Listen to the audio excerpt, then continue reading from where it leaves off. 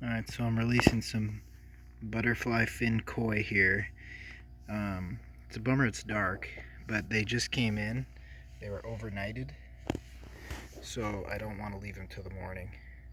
I've had the bag sitting in the water for a little time, enough to kind of stabilize the temperature, and I'm just letting them come out on their own. So there's 20 here. These are a little expensive compared to the cheaper goldfish, but they do have a cooler shape. Looking down on them, they look pretty neat. So hopefully these 20 turn into many. And it looks like they're real happy with the bigger space. This one's skimming off the top of the water here.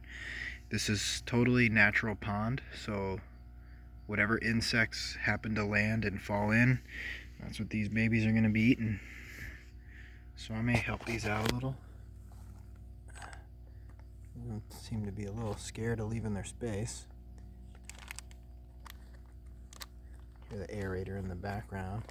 So this is going to probably take a while to really get a nice ecosystem going, but I'm starting right away. The pond's not even been full a week. Start getting some stuff in there. And I'm not looking to have like a really pristine, show pond, because we get wildlife, wild toads and all kinds of stuff. So they'll kind of muck it up a little, I bet. Okay, I'm gonna just double check my bag here.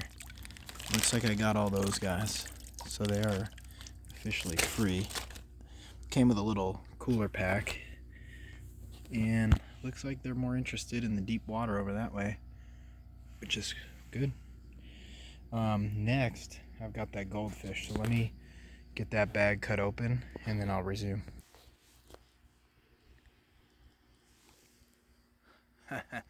Big viaducts just flew overhead, made a ton of noise.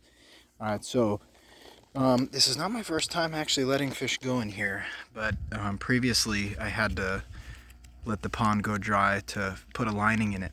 So I've had quite a few comments about how I'm doing this, and I am by no means any expert, but I read on the Toledo Goldfish site where I order them, they really want you to set the bag in the water and let it slowly equalize the temperature.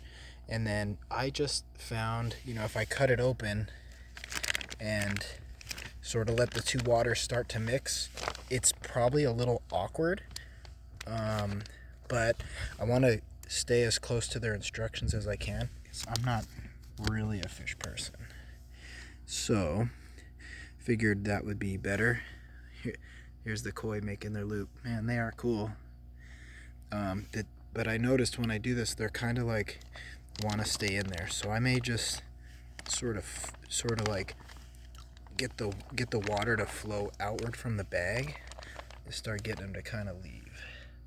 Total bummer that I have to do this in the dark, but daylight savings time is over, so this delivery showed up at like 5 something and it was already dark, but you can see a little bit leaving, just a little.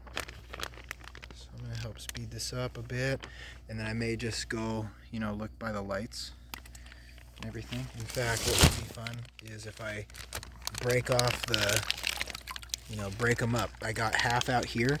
Now I'm going to take this half over near where I have better lighting. Alright, so here I've got to actually balance on this log, but I really want to see how it looks when they leave. So I should at least be able to get a little silhouette of them leaving.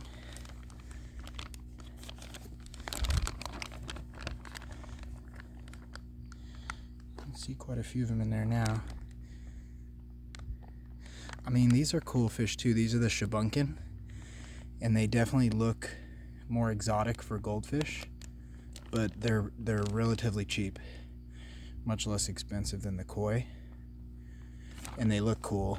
And that way, being that I'm gonna get wildlife, birds, heron, all kinds of stuff, some of these are gonna be eaten, and a little less heartbreaking when it's a few $100s for what I just put in there was 120 fish, than like $1,000 for that number of fish if it was koi.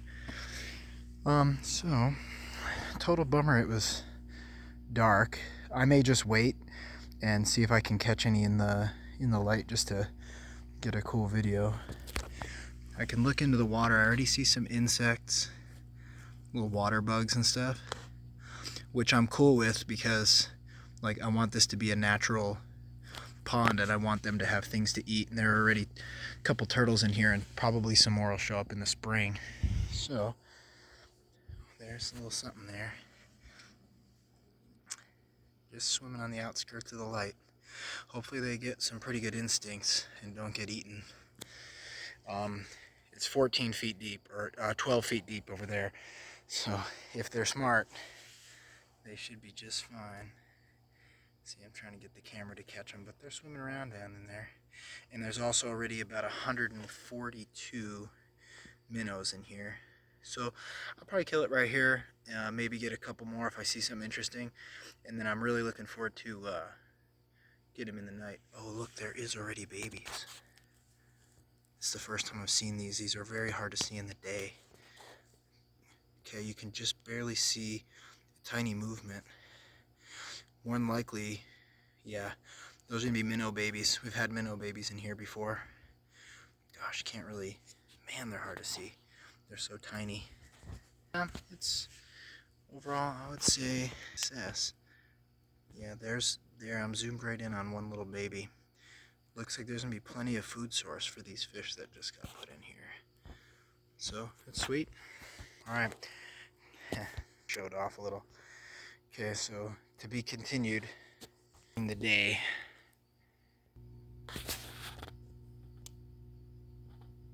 Watching this guy's activity. That's one of the shubunkin goldfish. They're a cool goldfish for sure.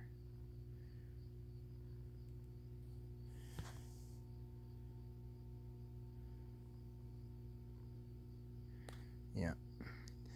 I'm pretty sure these are gonna take off big time. Okay, for real, this time that's it.